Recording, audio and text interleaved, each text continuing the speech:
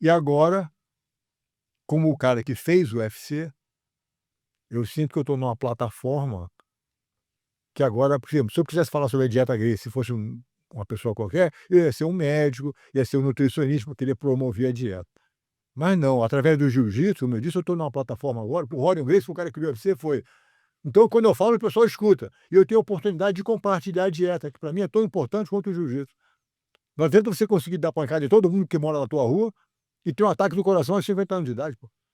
A graça é você poder viver uma vida longa, saudável e tal. E como eu disse, eu tive a oportunidade de ver isso dentro da minha casa. O tio Carlos e o papai, para mim, foram exemplos excepcionais de pessoas que tiveram uma vida saudável, uma vida longa, uma vida boa, uma vida positiva, uma influência altamente benéfica para as pessoas em volta deles.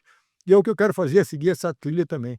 Então tem gente que hoje em dia acha que o rolo é isso, que o rolo é aquilo, quer saber. Eu estou fazendo um trabalho que tem a convicção de estar fazendo da melhor maneira possível. Entendeu? Então, Para quem está nos escutando aí, Rorion, esse livro aí, se você pudesse mostrar, o livro Gracie Jiu-Jitsu. Tem aqui, claro, boa. O que acontece é o seguinte, esse livro aqui é o programa, o currículo oficial da Academia Gracie da década de 50 e 60 e 70 e tal. Foi o jiu-jitsu que eu aprendi, que todo o pessoal da família Gracie não só aprendeu também, mas é um programa que a gente ensinava na academia.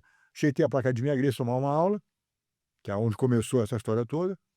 Cheguei a tomar uma aula, aprendia uns 3 ou 4 movimentos na primeira aula.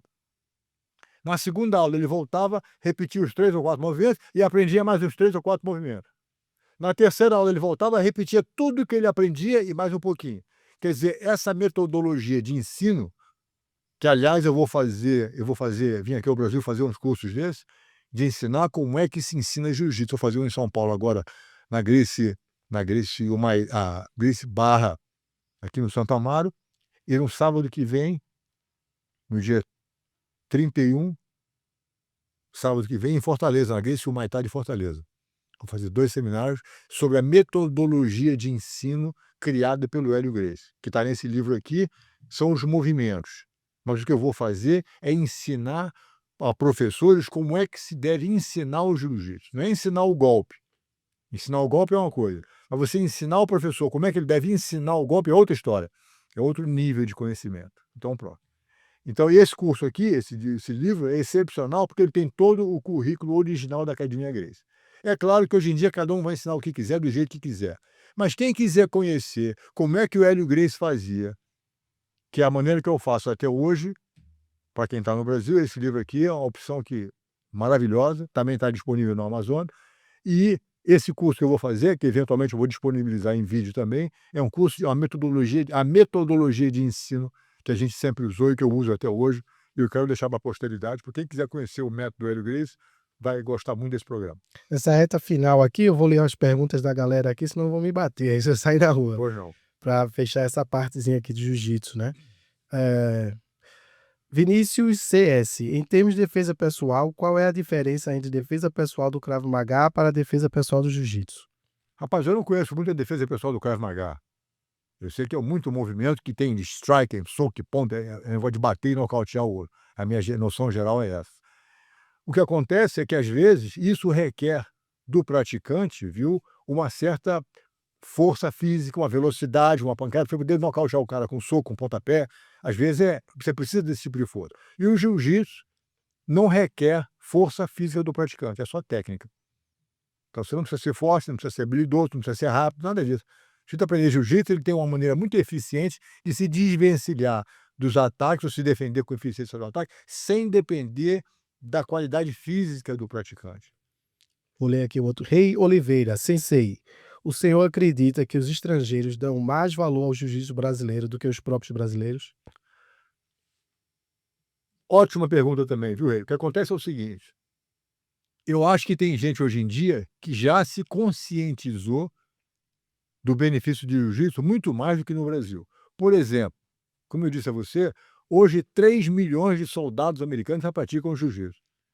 Há 2 semanas atrás eu fui convidado para assistir uma competição no Fort Benning, na Geórgia, onde tinham centenas de lutadores, havendo uma competição de luta, de jiu-jitsu, claro, baseado no jiu-jitsu, dentro do exército americano. A gente não vê isso aqui. O exército todo.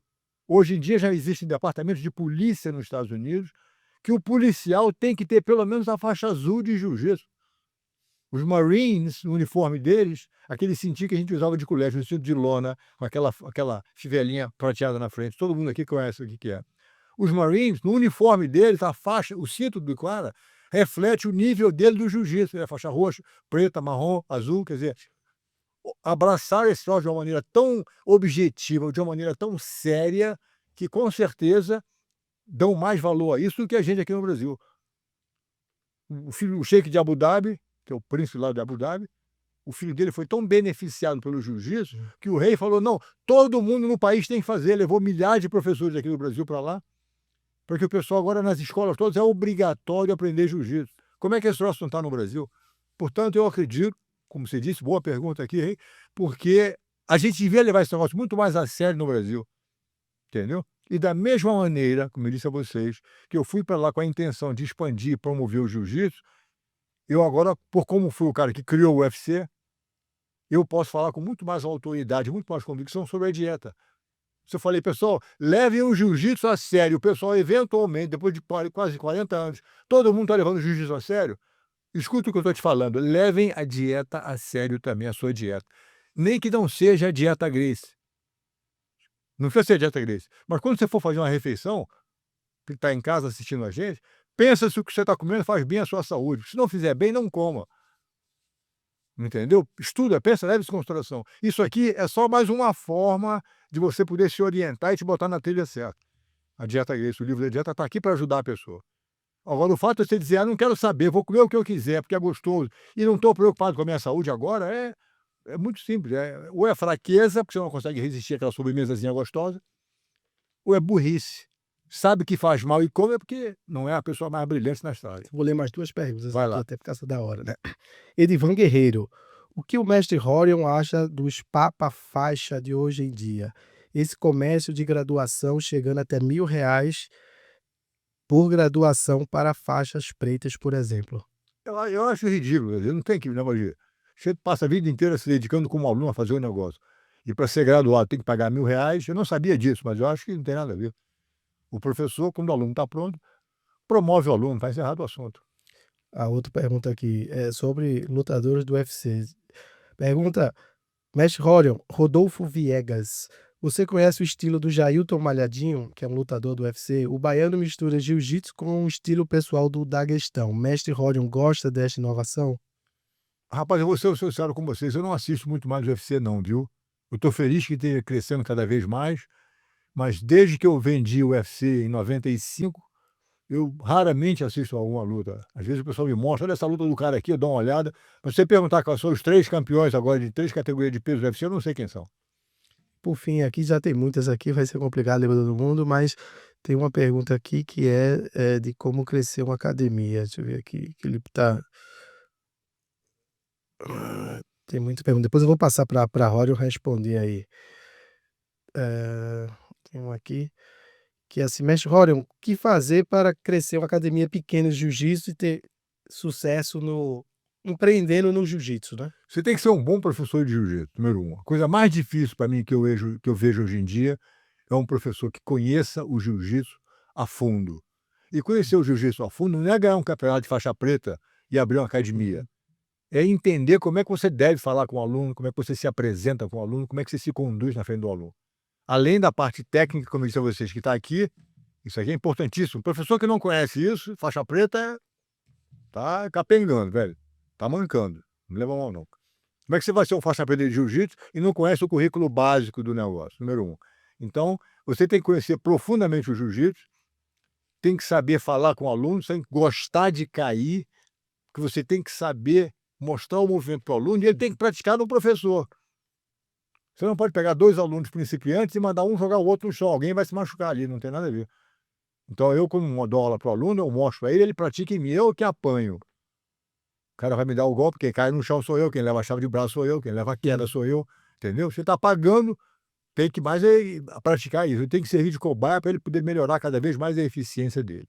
Então esse é um lado da brincadeira, que é fundamental que o professor conheça muito o jiu-jitsu, queira ajudar o primeiro aluno e saiba como lidar, como se posicionar, que é esse curso que eu estou fazendo de metodologia de ensino, exatamente.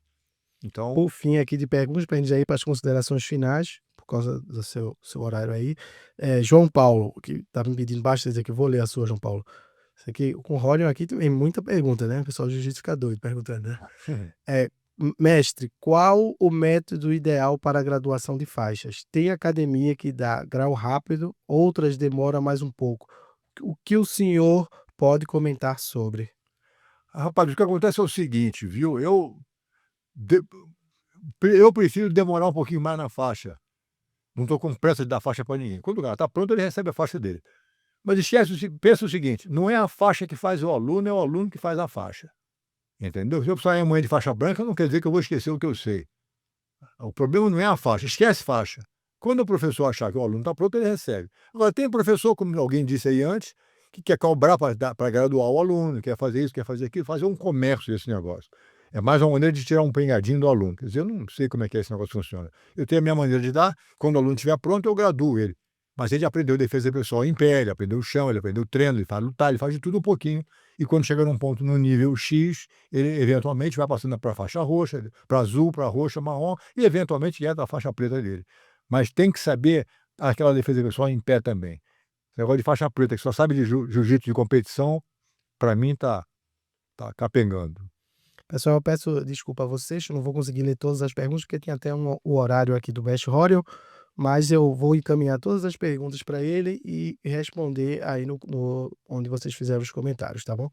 Teria muito mais assunto aqui para a gente trabalhar, mas nós estamos limitados também com o tempo dos compromissos de Rorion, tem Pride, tem muita coisa aí que todo mundo está perguntando aí, mas aí a gente vai passar aí, em função do tempo, as considerações finais do Mestre Rorion, e aí vai ficar para outra oportunidade, pessoal, desculpa por causa do tempo, senão ia ter que ser 5 horas de live aí, o pessoal quer que fale de Pride. Eu vou perguntar agora pro Mestre Rorion os projetos futuros e ele vai fazer as considerações finais aí para todos vocês, tá bom, pessoal? Infelizmente o nosso tempo é finito, né, meus amigos? Abraço a todos. E aí eu queria perguntar a você, Rorion, quais são os projetos futuros? O que é que você